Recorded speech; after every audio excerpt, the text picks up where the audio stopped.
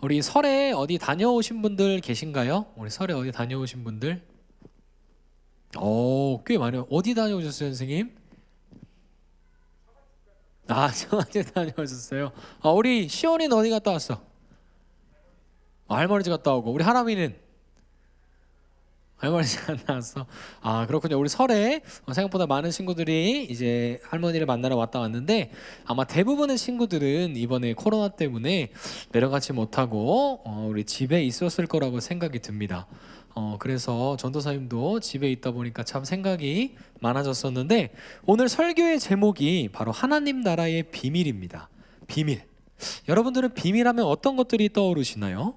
저는 집에 있는 동안에 이 비밀, 이 생각하다 보니까 비밀을 지키기 위해서 사람들이 자신들만의 규칙을 만든 암호가 떠올랐습니다.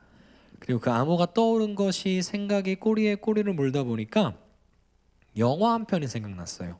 그 영화의 제목은 이미테이션 게임이라는 영화입니다. 예전에 집에서 이렇게 아이패드 가지고 놀다가 이제 무료 영화가 풀렸을 때 그때 아주 재밌게 봤던 기억이 있는 영화인데요. 혹시 이 영화 아시는 분 계신가요? 오케이, 아무도 없고요. 네, 이 영화는 이제 제 2차 세계전 당시에 있었던 실화를 바탕으로 만들어진 영화입니다. 앨런 튜링이라는 천재 수학자가 그 영화에 등장하는데요. 이 역할은 머리 쓰는 연기가 아주 전문 배우인 우리 베네딕트 컴버배치가 이제 연기를 했었는데요. 여러분들에게는 뭐 셜록이나 닥터 스트레인지로 유명한 배우죠. 제가 이 배우를 참 좋아해가지고 이야기했는데 사실 이건 사담이고요. 네, 이 천재 수학자인 앨런 튜링이 이제 연합군에 의해서 부름을 받게 됩니다. 왜 연합군이 이 앨런 튜링을 불렀느냐? 그것은 독일군이 당시에 가지고 있었던 애니그마라는 암호 체계를 해결해내기 위해서였습니다. 이 암호 체계는 24시간마다 계속해서 바뀌기 때문에 거의 해독이 불가능한 암호 체계로 알려져 있었어요.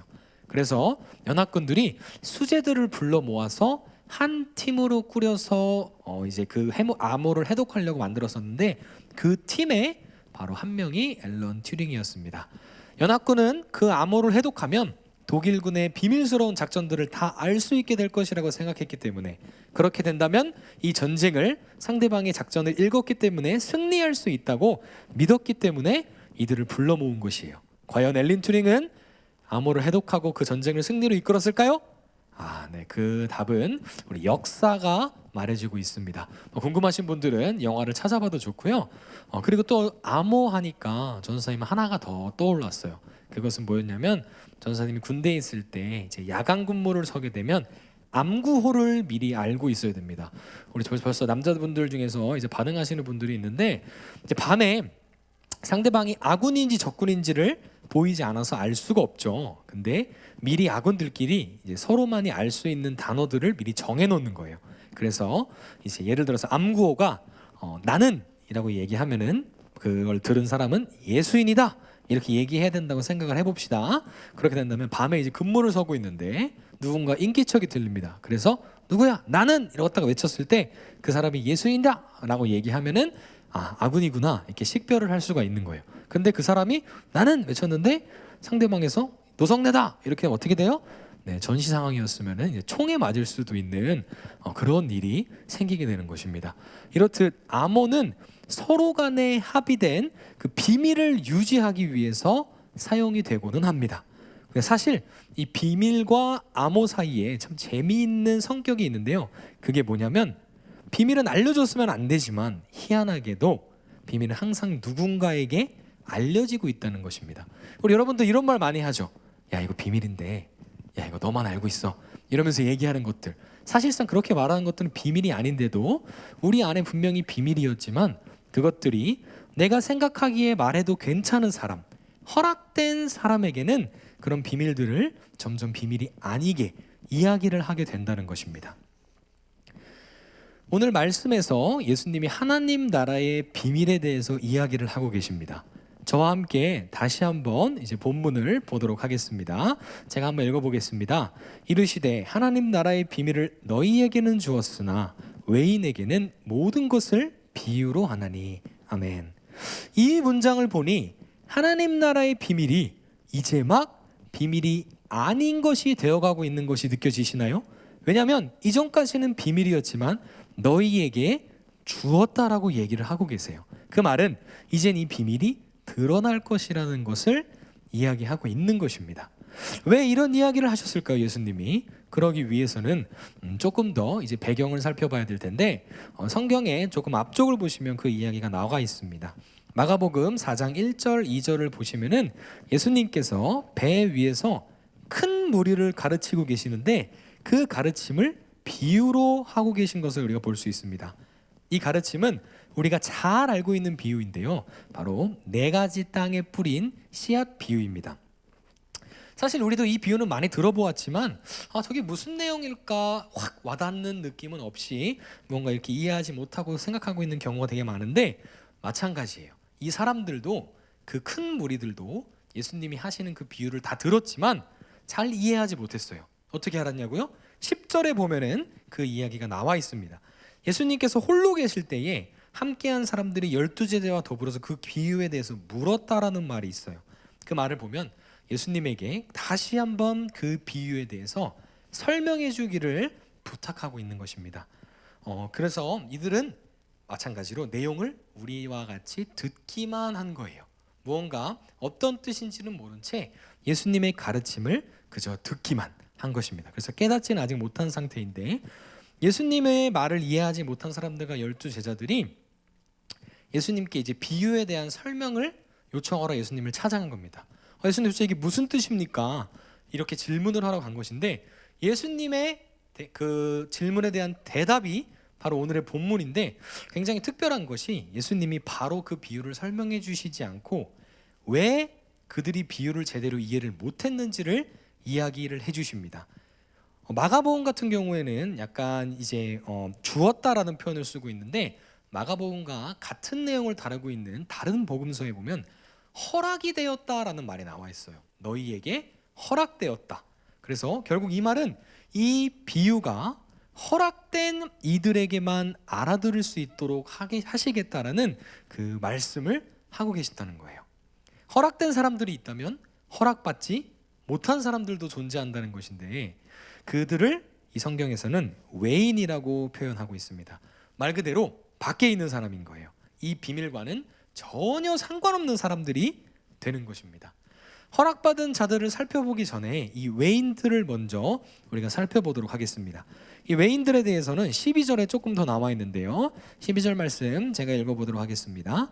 이는 그들로 보기는 보아도 알지 못하며 듣기는 들어도 깨닫지 못하게 하여 돌이켜 죄사함을 얻지 못하게 하려 함이라 하시고, 아멘. 이 말씀에 보면은 외인들은 보아도 알지 못한다라고 적혀 있습니다. 여기서 이 보다라는 것, 이 보다라는 것이 다른 곳에도 쓰여져 있는 것을 알 수가 있는데요, 바로 예수님이 돌아가실 때 그 십자가 사건에서 이 보다라는 표현이 쓰입니다. 언제 쓰이냐면 마태복음에 보면은 예수님이 돌아가실 때 하신 말씀이 나와요. 엘리 엘리 라마 사박다니. 이게 무슨 뜻일까요? 나의 하나님 나의 하나님 어찌하여 나를 버리셨나이까. 이렇게 이야기하는 장면이 나옵니다. 이 장면을 보고 많은 사람들이 이 장면을 보고 있었는데 두 종류의 사람들이 나옵니다. 첫 번째는 조롱하는 사람들이 있어요. 같은 것을 보았는데 그것에 대해서 전혀 알아채지 못하고 그저 조롱하는 거예요. 저 예수가 엘리야 선지자를 찾는다, 어디 엘리야 선지자가 어떻게 하는지 한번 지켜보자 라고 이야기하면서 조롱하는 무리가 있는 반면에, 로마의 백부장처럼 그리고 그런 또 알아듣는 사람들이 있었는데, 그 사람들은 뭐라고 했냐면, 저분이 정녕 하나님의 아들이셨구나, 이렇게 알아채는 사람들이 있었던 거예요. 이 보다라는 그 단어 안에가 그런 표현들이 이 당시에 이 성경에는 쓰이고 있었던 거예요. 단순히 보기만 한다는 것이 아니라 알게 된다는 의미도 내포가 돼 있었던 것입니다. 마찬가지로 예수님께서 말씀하신 그 외인들은 봤지만 전혀 그 보기만 할 뿐 그 안에 숨겨져 있는 것들은 알아채지 못한다라는 것을 우리가 알 수가 있습니다. 그리고 외인들의 두 번째 특징은 듣기는 들어도 깨닫지 못하는 것이 외인들의 특징이라고 이야기합니다. 여기서 듣다라는 표현도 이제 다른 성경에서 쓰이고 있는 것을 살펴보면 좋겠는데요, 열왕기하에 보면 히스기야와 그리고 아수르 왕 그 사네립이 싸우는 장면이 나가옵니다. 히스기야에게 이제 아수르의 왕 사네립이 대군을 몰고 쳐들어와요. 그런데 그때 이제 사네립이 히스기야를 향해서 욕하고 조롱하고 하면서 하나님을 욕합니다. 그때 히스기야가 그 장면을 보고 하나님 앞에 기도를 합니다. 여호와여, 귀를 기울여 들으소서. 여호와여, 눈을 떠서 보시옵소서. 사네립이 살아계신 하나님을 비방하러 보낸 말을 들으시옵소서. 이렇게 기도를 합니다. 여기서 히스기야가 들으라는 말을 하는데, 이 들으라는 말이 오늘 본문에 나와 있는 들으라는 것과 같은 어원이에요. 근데 과연 이 말이 하나님, 그냥 내가 이렇게 말하니까 그냥 들어주세요, 이거일까요? 아닙니다. 그 안에는 숨겨진 의미가 또 있는 거예요. 무슨 말이냐? 들어주시고 행동해 주세요라는 걸 이야기하고 있는 거예요. 듣고 하나님, 내 마음 뭔지 아셨죠? 내 마음 지금 깨달으셨죠? 빨리 저 사내립 물리쳐 주세요 라고 이야기를 하고 있다라는 말입니다. 하지만 외인들은 그저 들을 뿐 이 숨겨진 의미들을 깨닫지 못한다라고 지금 이야기를 하고 있는 거예요. 외인은 결국 비유에 대해서 씨 뿌리는 비유를 했다고 하지만, 그 당시에 농사를 짓는 문화가 있었기 때문에 농사를 지을 때도 이런 씨를 뿌리는 모습을 보면서도, 예수님 이야기를 들으면서 머릿속에 상상이 가면서도 전혀 알아차리지 못하고 그 이야기를 들여도 전혀 깨닫지 못하고 있던 소리입니다. 그렇다면 외인이 아닌 사람들은 어떻게 되는 것일까요? 그런 사람들은 예수님의 비유를 보고 알아차릴 수 있게 된다라는 말입니다. 왜냐하면 예수님께서 허락하셨기 때문이고, 그 예시로 아까 말씀드렸던 로마의 백부장 같은 그런 사람들이 있다는 것입니다. 그리고 보았을 때 알아채는 것뿐만이 아니라 들었을 때 깨달을 수 있게 되는 것도 허락된 사람들의 특징입니다. 예수님의 비유를 들으면은 왜 그 비유를 하셨는지 그 안에 숨겨져 있는 뜻을 깨달을 수가 있다는 말이에요. 그렇게 되면 어떻게 될까요? 22절 뒷부분을 보면은 돌이켜 죄사함을 얻지 못하게 된다라는 말이 있는데, 결국 이 얘기를 반대로 얘기하면 그것들이 허락된 자들에게는 그 이야기를 듣고 알아채고 깨달아서 자신 스스로 돌이켜서 하나님 앞에 죄사함을 받게 된다는 것이에요. 이 내용을 기억하면서 오늘 이 씨 뿌리는 비유를 잠깐 이야기할까 합니다. 지금 씨앗은 총 4곳에 뿌려졌습니다. 4곳에 뿌려졌는데, 첫 번째는 길가, 두 번째는 돌밭, 세 번째는 가시떨기, 네 번째는 좋은 땅에 떨어진 것을 우리가 알 수 있어요. 그리고 계속해서 씨를 뿌리고 있는 사람이 등장을 합니다. 예수님은 그 사람이 뿌리는 것이 결국 말씀을 뿌리는 자라고 이야기를 하고 계십니다. 그렇다면 여기서 그 말씀을 뿌린 자는 누구를 이야기하는 걸까요? 네, 바로 예수님을 지칭하고 있는 것이겠죠. 그렇다면 그 각 4가지의 땅의 종류, 그 땅은 누구를 말하는 것일까요? 바로 말씀을 듣고 있는 그 사람들에 대해서, 그리고 우리들에 대해서 이야기를 하는 것일 겁니다.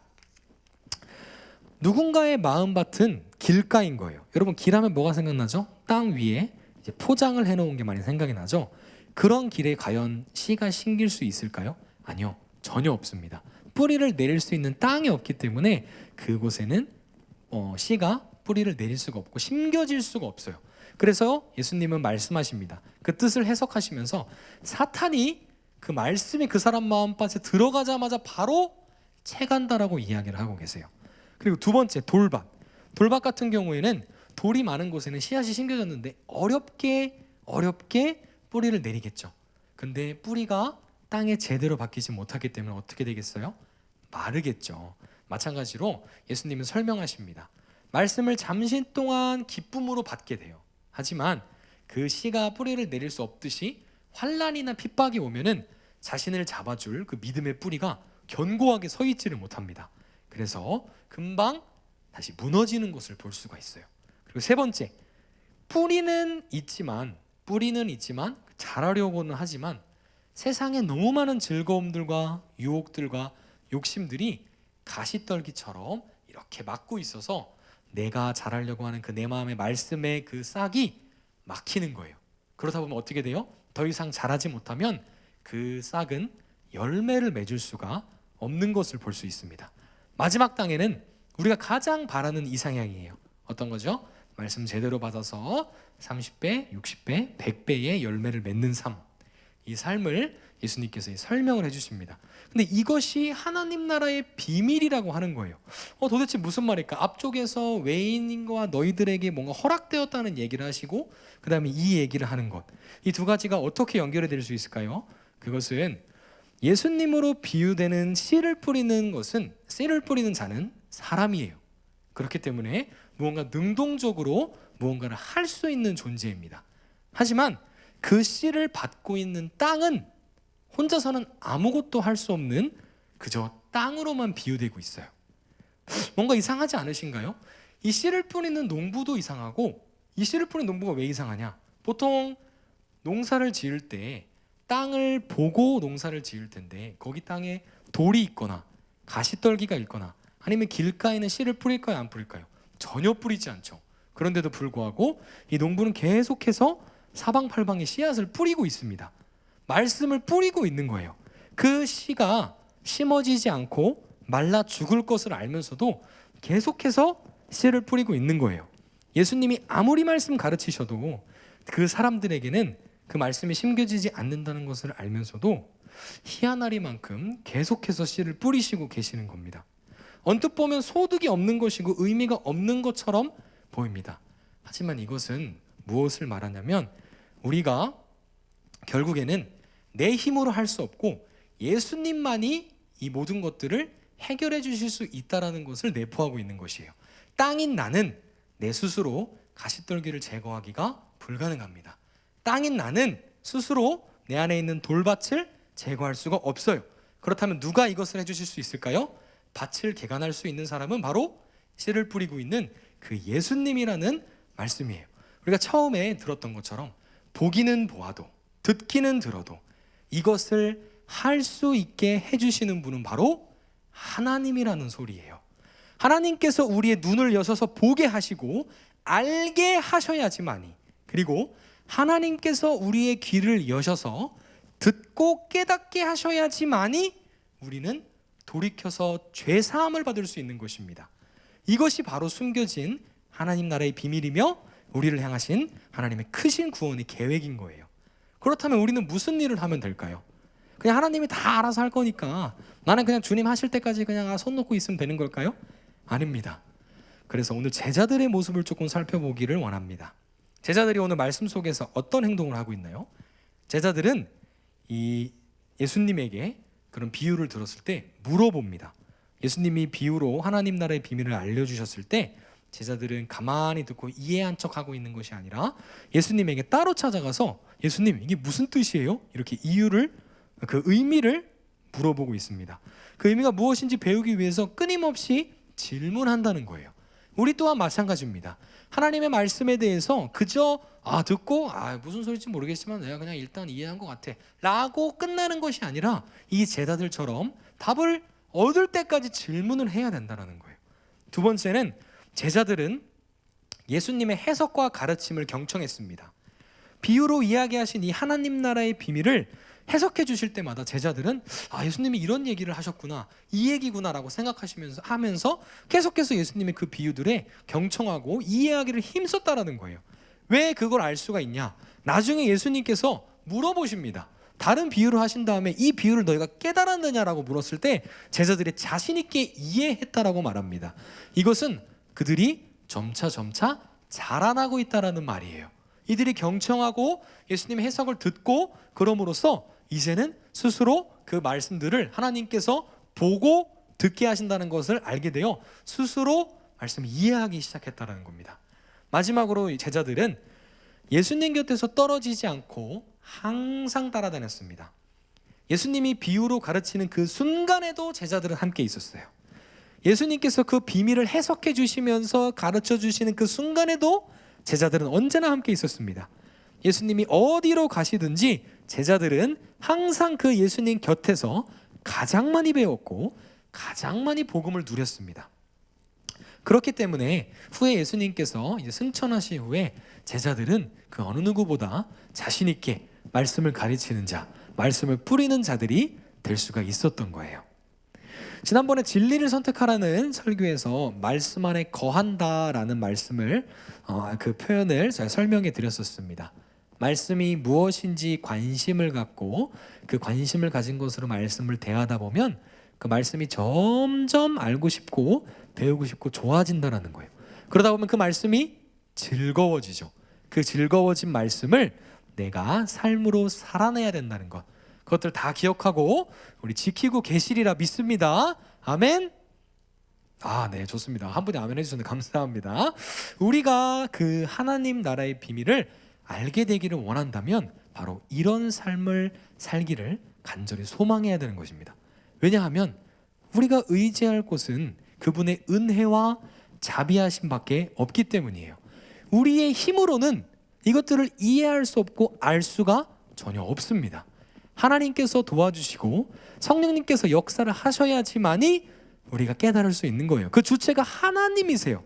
그러니까 우리는 사실상 감사를 표현해야 되는 입장인 거예요. 그런데 놀랍게도 하나님께서 이렇게 얘기를 하시죠.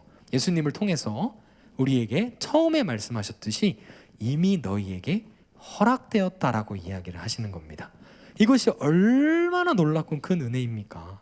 제자들은, 게다가 우리에게는 지금 더 큰 은혜가 있어요. 그것이 무엇이냐?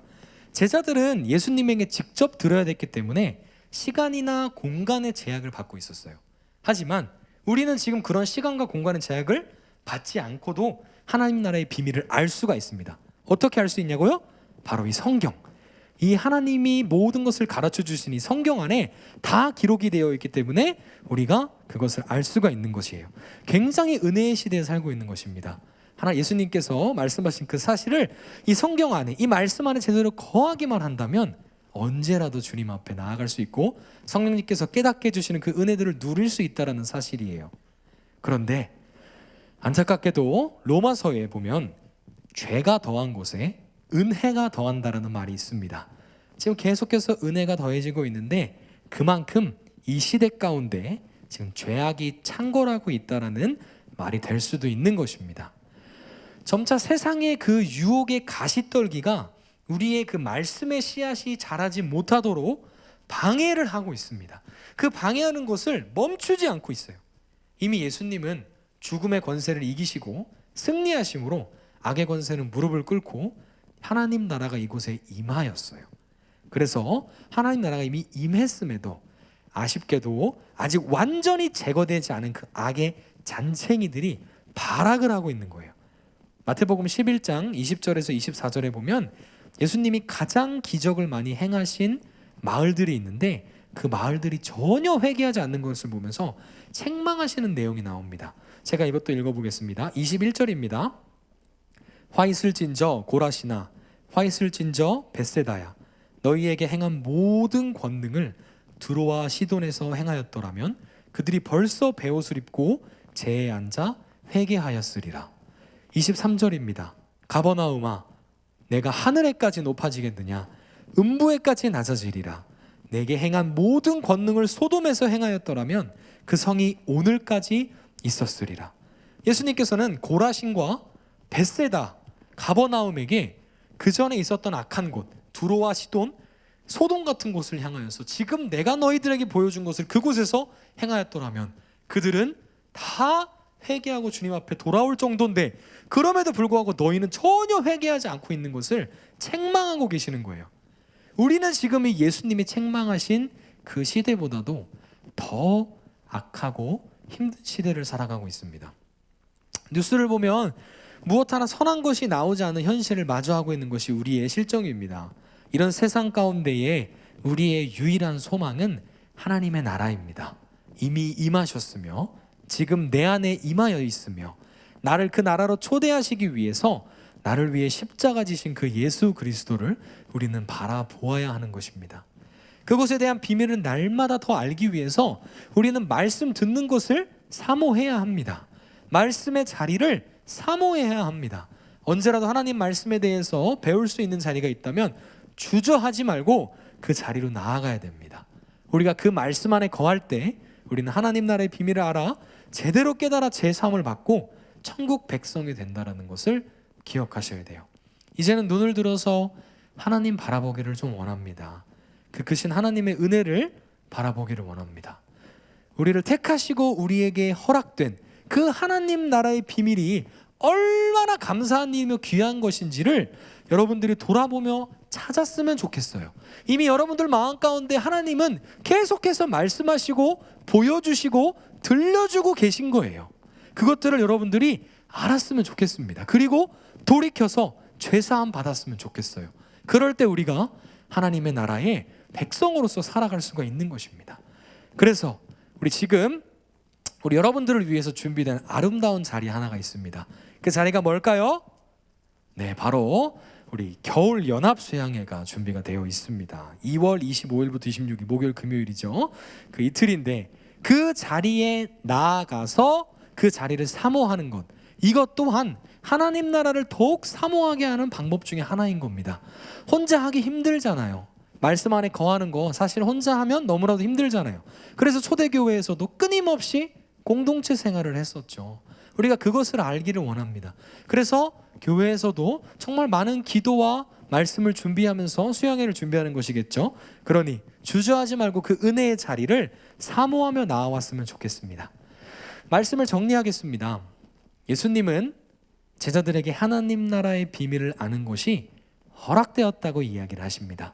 그동안에는 보아도 보지 못하고 들어도 듣지 못했을지라도 이제는 예수님께서 친히 가르쳐 주심으로 제자들이 좋은 땅이 되어 가도록 일하시기 시작하셨다는 것입니다. 예수님은 감사하게도 씨를 뿌리는 것, 말씀을 전하시는 것을 멈추시지 않으셨습니다. 미련하리만큼 말씀을 전파하시고 그 말씀을 순수하게 이루시며 한 명이라도, 한 사람이라도, 한 영혼이라도 더 하나님 나라에 들어오기를 바라셨던 분이 바로 예수님이셨습니다.